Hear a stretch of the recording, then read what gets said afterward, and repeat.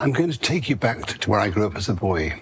Every Sunday evening, we'd have bubble and squeak with the leftovers from Sunday lunch. Very simple. Boiled potatoes. King Edward's, for example. So just break them up with your hand. Almost like a rough mash. A pomme écrasée, as they say in France. Then we take in the cabbage and then the sweet puree. Work it all together. Season.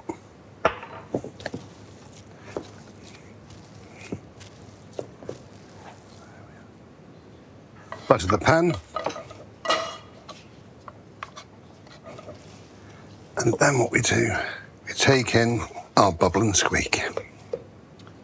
That's a big bubble. And just bring the heat in slowly. Never throw your bubble and squeak into a hot pan. You'll scorch it. Into a cold pan, shape it. Allow the warmth to penetrate the cake.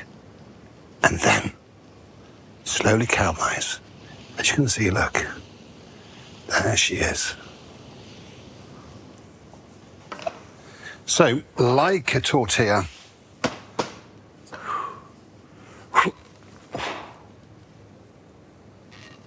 I like my bubble and squeak rather crispy and rather dark.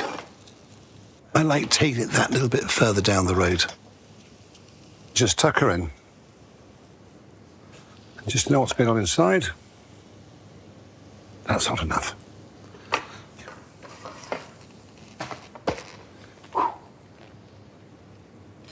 Wow. And I like to serve it as a vegetable or just with fried eggs on top, crystal salt. Delicious.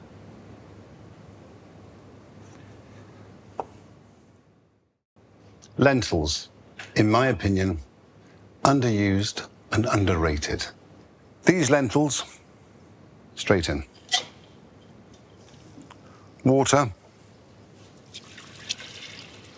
a generous amount of olive oil, bay leaf, bit of crystal salt, sprig of thyme, onion, carrot, stick of celery. It's that simple. When you put the aromats in, it's there to enhance the flavour of the lentils, not to dominate the flavour of the lentils. Bring to the boil, simmer for 35 to 40 minutes, allow them to cool, and then it's what you do with them from there. When the lentils become soft to the palate, that's when they're ready. You don't want any resistance. Okay, they're ready. The pepper.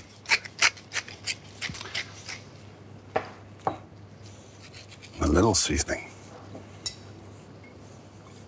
A little bit more olive oil.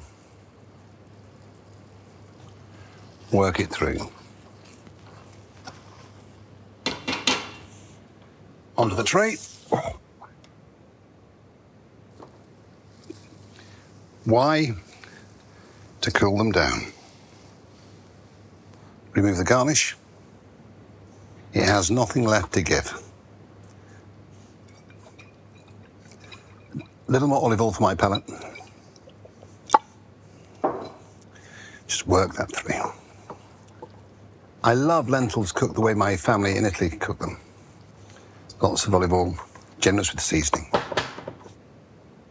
Now that can be served with chicken, roast meats and fish, or on their own.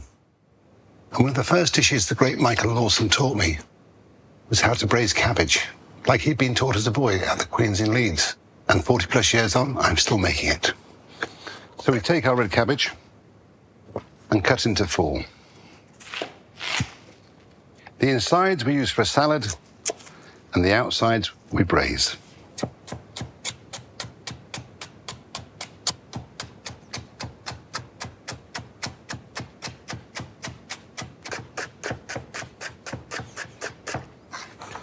There's our cabbage, and in we go. Half stick of cinnamon and some currants. If you haven't got a stick of cinnamon, then a little pinch is fine. A glass of red wine vinegar. A glass of caster sugar. You could use brown sugar. And a glass of water. On the stove. Just work it through. It's the vinegar that retains the colour. That's why you have that sort of dark red, which is beautiful. A little bit of seasoning.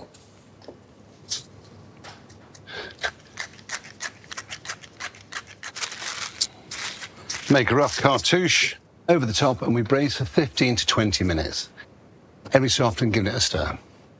What a cartouche does is slows down the cooking, so therefore the moisture can't evaporate as quick.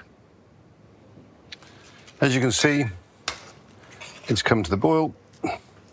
Okay. There we are. There we are. I can smell the cinnamon, the acidity. The currency is beautiful with it. And that's your braised red cabbage, like I was first taught it in 1979. Aubergine is one of my favourite vegetables. Delicious, amazing, versatile. So what I'm going to do next for you is give you insight how to make the perfect aubergine caviar. The first thing we do is take off the nose and then ride your knife under the skin down the length of the aubergine. So now what we do is cut them into chunks.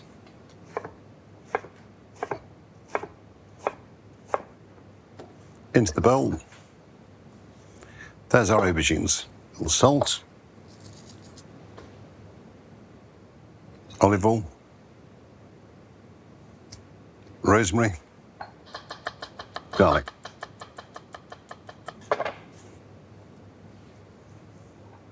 Lemon juice. Now, mix them up.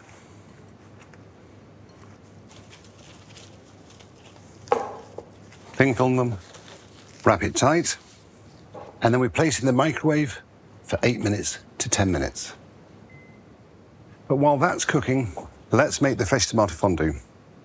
Olive oil, in with the shallots. Tomatoes. As you see, you remove the skin, you remove the seeds, so it cooks quicker and there's no traces of bitterness.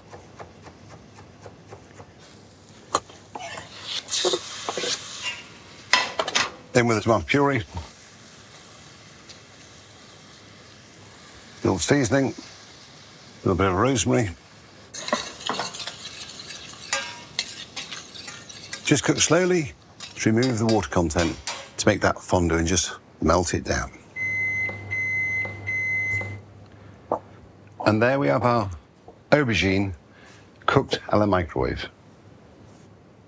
And the reason why, because it gives me the best result, it steams, and by cooking it quickly, one, you retain freshness, but secondly, you retain that deliciously creamy colour. There's our aubergine.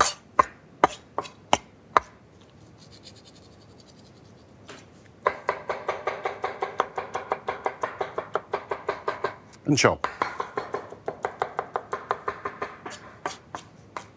By coarsely chopping it with your knife, you retain texture.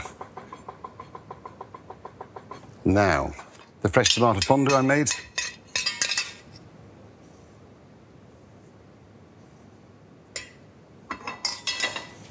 There we are. And here's some basil from the summer, which I preserved when basil was at its best. And now what we do, we just fold it in.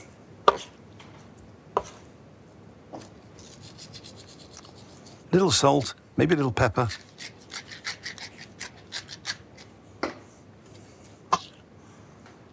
And there's our aubergine caviar with fresh tomato fondue and basil. Aubergine caviar, it works well with fish. It works well on its own. Delicious.